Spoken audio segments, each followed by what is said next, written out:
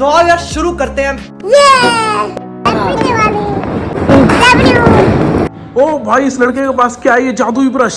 ये कहाँ से ले मिला इसको जादुई ब्रश? क्या है ये? दिखाओ क्या कर तेरी तो इसने ट्रैक्टर उठा लिया। ओ भाई, ओ ये वाटर बोतल भी उठा ली इसने।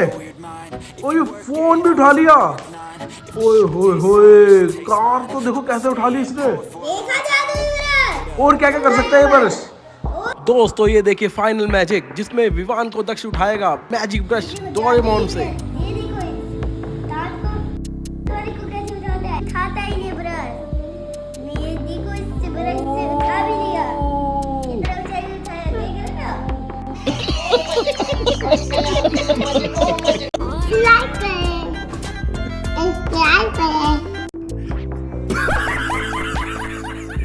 क्या सीन है? वाह क्या सीन है।